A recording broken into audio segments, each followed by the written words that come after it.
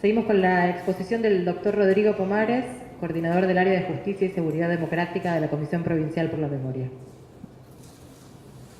Bueno, gracias por la invitación al observatorio en particular, con quien aparte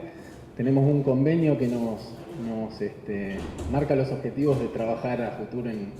investigaciones, así que, bueno, y en eso estamos. Hay una parte de las cuestiones que obviamente nos correspondía también abordar, ya fueron de alguna manera expresadas por quienes antecedieron, fundamentalmente en términos de los números que explican algunas cuestiones o que son indicativas de unas cuestiones estructurantes del sistema penal, por llamarlo de alguna manera. La Comisión Provincial por la Memoria es un organismo autárquico y autónomo de la provincia, que tiene distintas injerencias, pero que tiene un dispositivo concreto que es el Comité contra la Tortura, que lo que hace es realizar el monitoreo de lugares de detención en función de distintos criterios, pero fundamentalmente orientado con las líneas generales de lo que establecen las convenciones internacionales que propician la erradicación, sería un objetivo bastante grande, pero sí la prevención de la tortura y promover políticas que vayan en ese sentido. Ya viene realizando esta tarea hace más de 12 años, con lo cual nuestra visión sobre los contextos de encierro, cárceles, comisarías, neuropsiquiátricos y demás, institutos de menores bueno, y otros lugares de encierro, está vinculado fundamentalmente a esa tarea, a la tarea de observar y de generar intervenciones que tiendan a ese objetivo. Pero, por supuesto que más allá de eso, tenemos una visión que claramente tiende a buscar explicaciones que nos permitan también diseñar objetivos o seguir objetivos vinculados a cómo se va estructurando el sistema penal y cómo se genera, digamos, el ingreso al sistema penal. Sin esa mirada, para nosotros también es muy difícil explicar, digamos, los contextos de encierro. Es muy difícil o imposible explicar la violencia dentro de esos contextos sin poder explicar cómo ingresan o cuál es la vía de ingreso al sistema penal y qué significa en términos del sistema penal la cárcel como lugar donde terminan las personas que ingresan a ese sistema. En este sentido, digamos, obviamente no vamos a hacer un recorrido extenso y reeditar lo que ya se viene diciendo, sí reforzar algunas ideas base de lo que al menos nosotros venimos viendo. Bueno, el sistema penal es un sistema que, como ya se dijo, se estructura fundamentalmente en la persecución de los segmentos más pobres de la población. Entre esos segmentos, el segmento entre menor de 30 años es el que concentra la mayoría de los ingresos, mayoritariamente hombres, fundamentalmente por delitos predatorios, delitos que marcan poca sofisticación en esto de pensar los mercados y las cadenas de ilegalidad, por llamarlo de alguna manera, fuertemente centrado en un esquema donde el Poder Judicial o la investigación penal realiza una delegación casi absoluta en la actividad policial, en la intervención policial, con lo cual lo que existe es una evidente y clara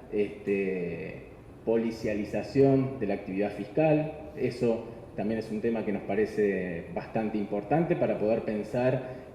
cómo se sigue estructurando un sistema penal que tuvo sucesivas reformas, como bien lo marcó Eva,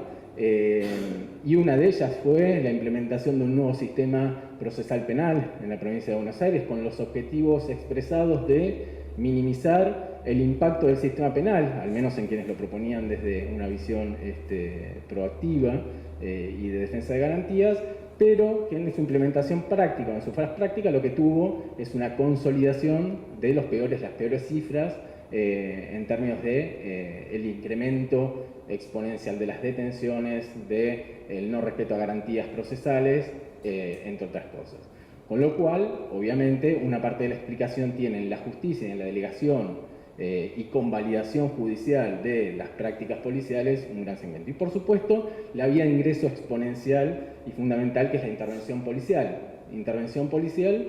que, al menos en una visión rápida y panorama simplificado, tienen el dominio de los territorios y de determinadas poblaciones y mercados su actividad central. Una actividad policial que es la que, en términos exponenciales, uno puede identificar que es la que genera cotidianamente la mayor cantidad de sufrimiento en términos de pensar el sistema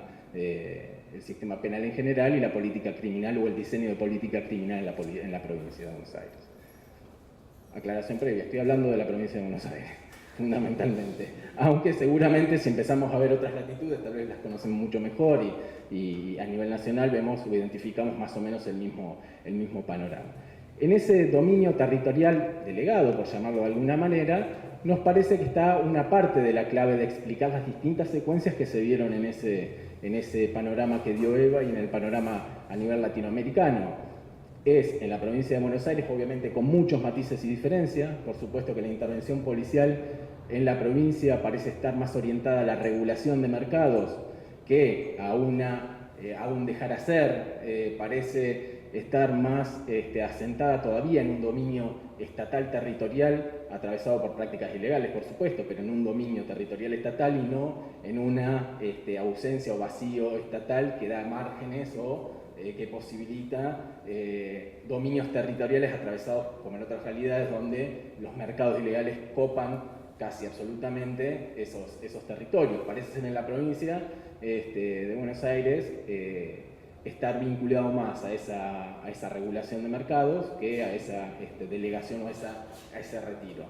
En esa regulación, por llamarlo de alguna manera, de mercados, es donde en gran parte se explica el por qué ingresan determinados segmentos y no otros, es lo que explica prácticas cotidianas de violencia policial y prácticas cotidianas de control de esas poblaciones.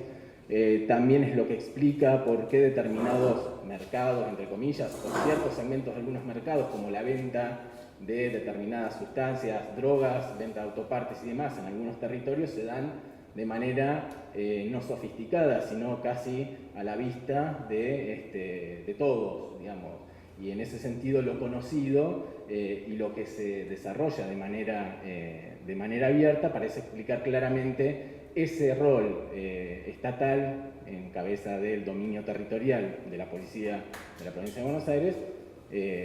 la explicación de esa ausencia de necesidad de sofisticar ningún mercado. Esto como hipótesis, obviamente no hay elementos, no tenemos elementos para comprobarlo, pero sí existen algunas, en nuestras intervenciones, pero también en la información que vamos concentrando, muchas evidencias de esto. En ese sentido nos parece que pensar el sistema penal en su totalidad, pensar estas formas o estas lógicas en las que funciona el sistema, nos permite ver, entre otras cosas, estos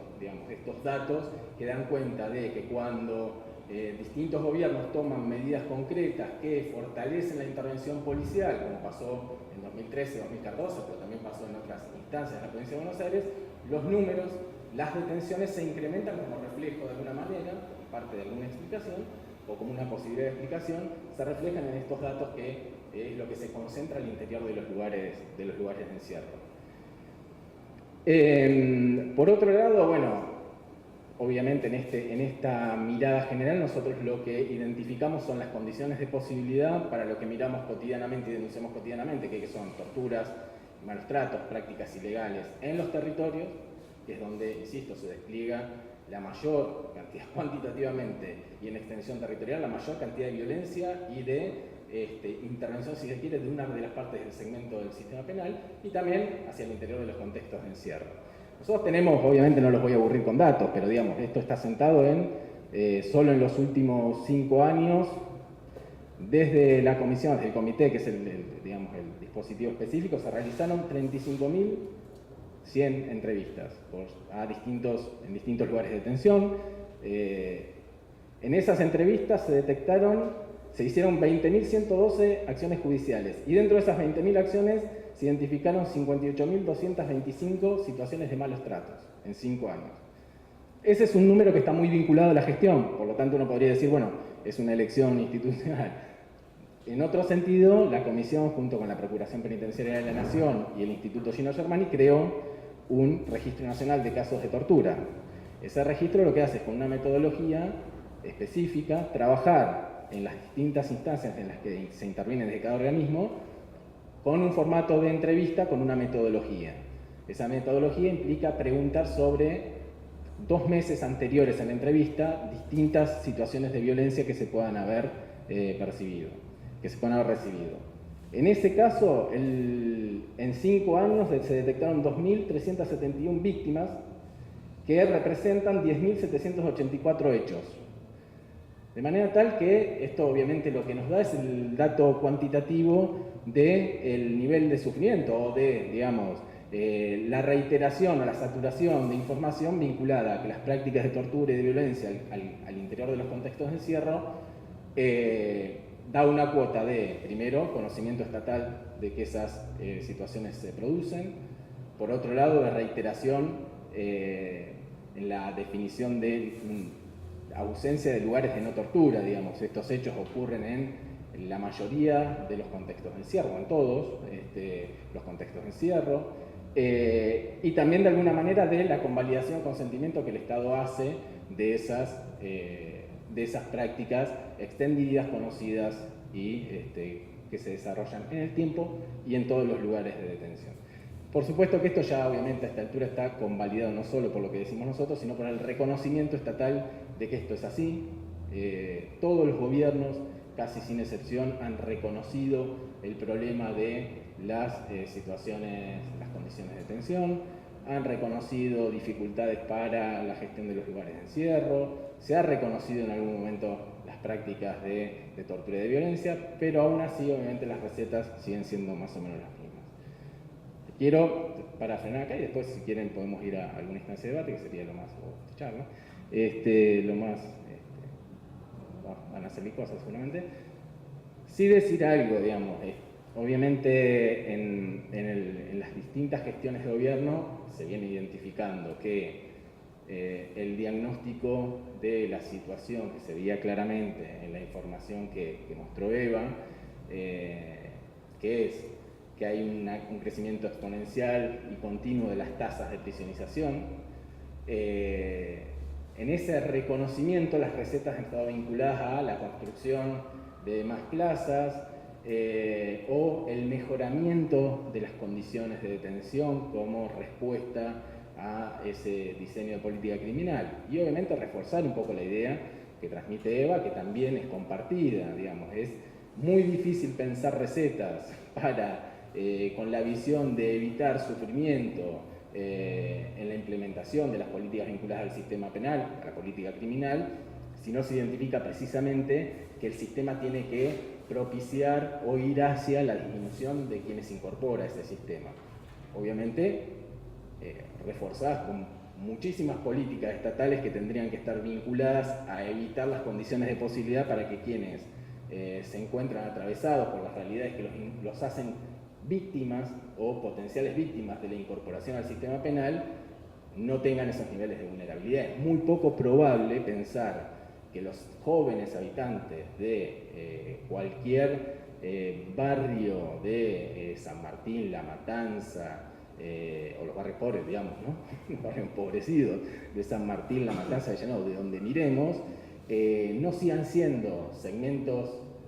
fácilmente involucrables en el sistema penal si no se generan otras condiciones para que no lo sean. Digamos,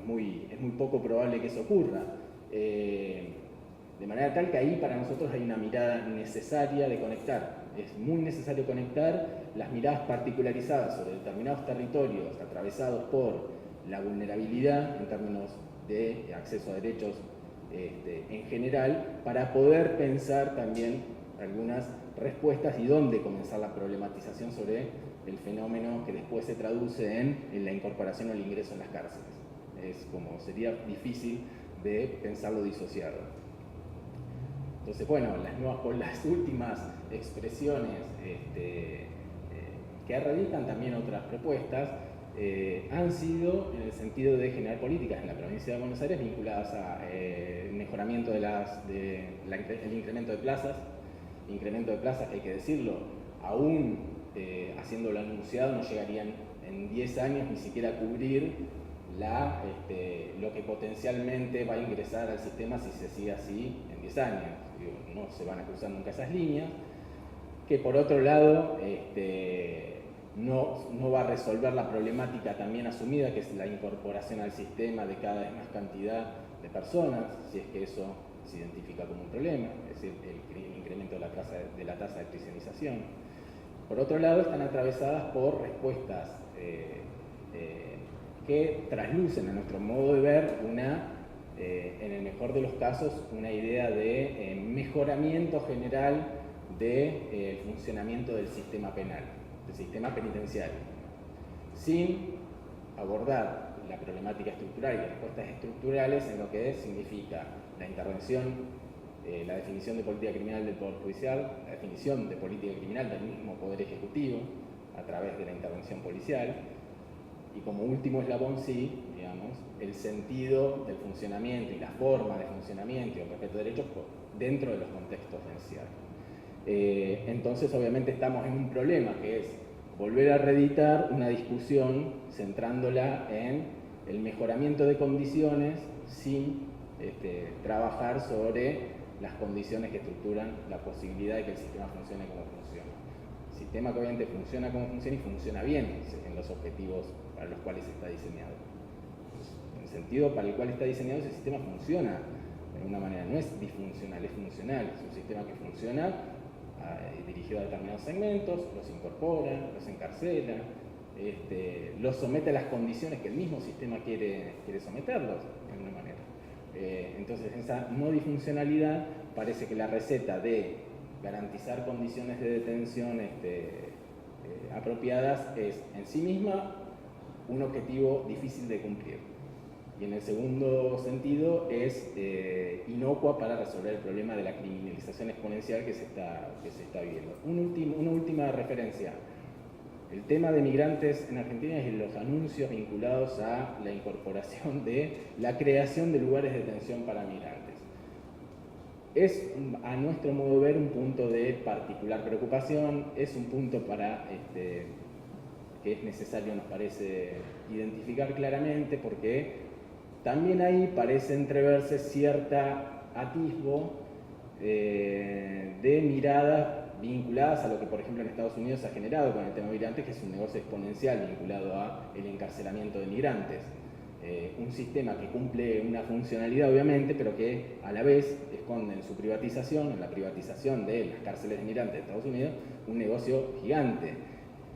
Entonces el punto es si atrás de las propuestas que de alguna manera tratan de centrarse en el mejoramiento de condiciones generales y en el mejoramiento del funcionamiento institucional del sistema, no se esconde también la necesidad de incorporar nuevas formas de administrar ese sistema, que sean más tolerables tal vez, edulcoradas para el oído de determinados sectores y a la vez fácilmente vinculadas a una institucionalidad más aceitada. Así que, de alguna manera, también vemos, tanto en las propuestas a nivel provincial como en algunas de las propuestas a nivel nacional, algunos atisbos de estas miradas, ¿no? Que nos parece que es necesario